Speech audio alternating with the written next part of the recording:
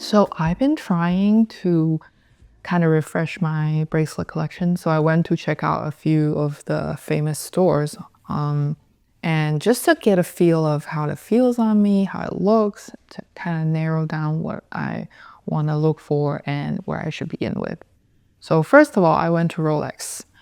It's called the Oyster Perpetual Land Dweller, and I tried on the white honeycomb dial version in 40. I believe they come in a 36 as well. They have two colorways in 40, and I tried on the 40 because that's the only one they have. And to be honest, I didn't love the look.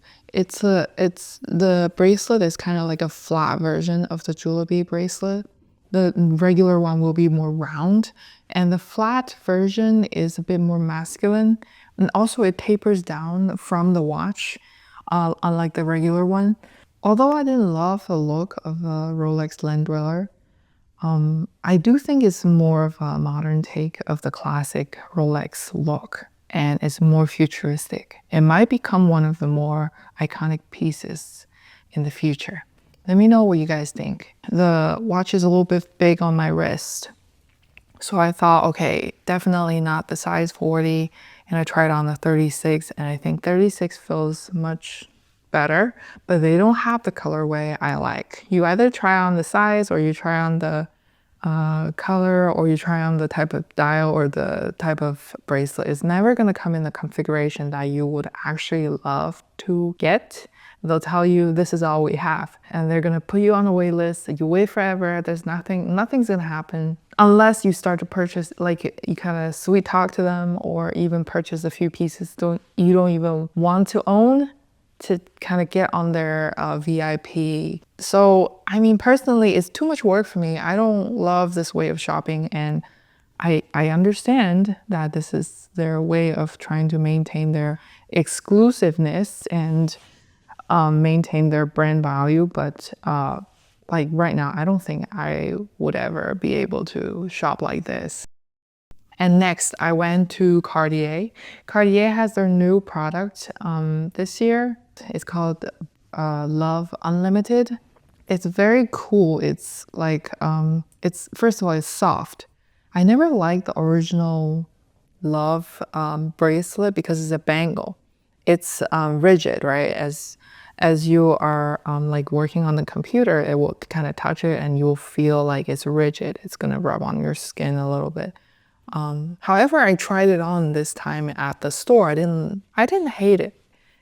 And I was trying on a small, in a size small, I believe, and it was very fitted, so it doesn't move around or rattle. It actually is comfortable and fitted. And I tried on the Unlimited. It's a soft chain.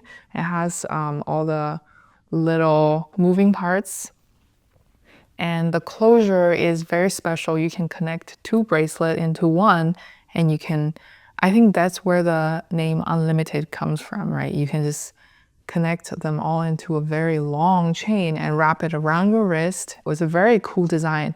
And I really love the look of the kind of the vintage watch bracelet look. It has a lot of facets, which means each facet will shine individually as you move. And I love that part of it. So for example, like this opal ring, it has many facets, and each facet will shine differently depending on the angle. So yeah, I think the way the Unlimited bracelet is designed is actually shinier. But some people don't love the look because it looks kind of like an old watch, right? So I personally like the vintage look, but it's definitely not for everyone. And also the price is not for everyone. It's much, much more expensive than the original Love bracelet because I think the mechanism is much harder to make. It's also harder to replicate. The Cartier original Love bracelet was already pretty expensive.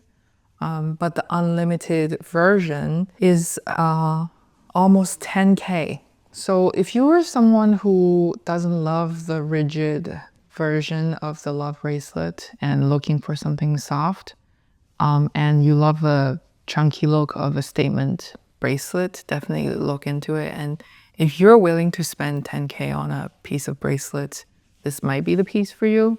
But if you love the look of the unlimited, just like me, but also you don't want to spend a 10K on a jewelry piece, they also come in a ring.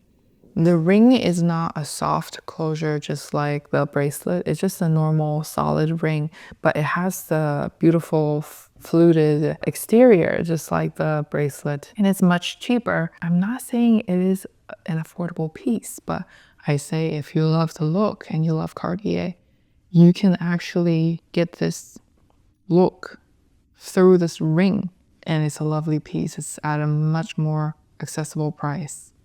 Yeah, what do you guys think? So then I went to Tiffany. I love the look of their lock bracelet. It was such an interesting combo of the color clashing with the gold and yellow gold and white gold.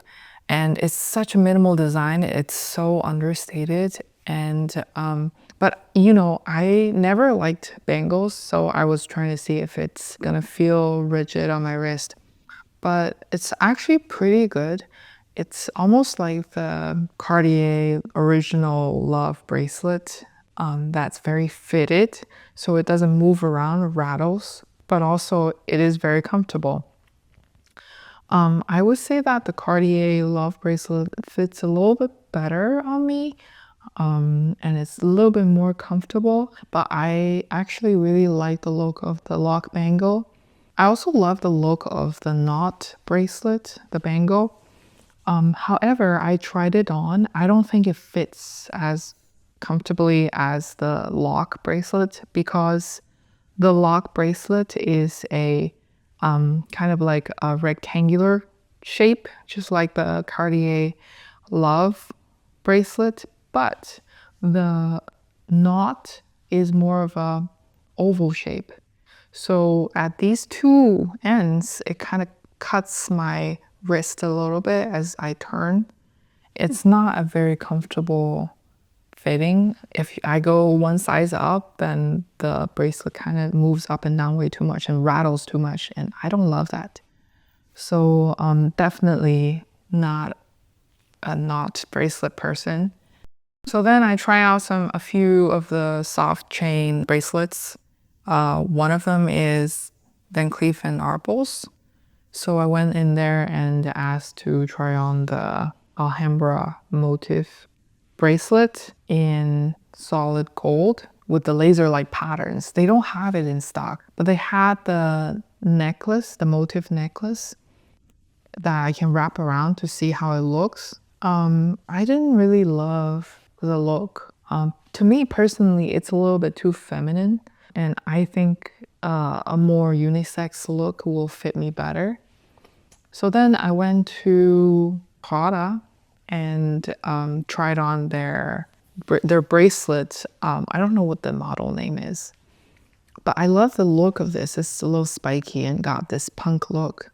I did ask the associate if this is solid inside or hollow, and he confirmed with me it is hollow inside. And the weight of this bracelet was like 20 something, I think 27 grams. And then I tried on the soft chain love bracelet with a circle in the middle. To be honest, this is so far my favorite bracelet out of all the bracelets I've tried on.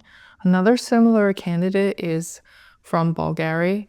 This is the B0 bracelet with a little charm on it. And my problem with this one is, although it looks super sweet, looks super delicate and very nicely designed, it's too heavy as one thing. Also, it does not come in size small, so it will swing on my wrist, and I don't love that. But the Cartier Love bracelet with the circle in the middle will not dangle as much, and it does not rattle or make like smashing sounds which I love. Then I also tried on the serpentine watch with black dial and stainless steel. And I think it's a beautiful design. It's savvy and it's elegant. It's also kind of modern and minimal. So that will be all for today's video. I talk about jewelry, and if you're also interested, please stay tuned. See you next time.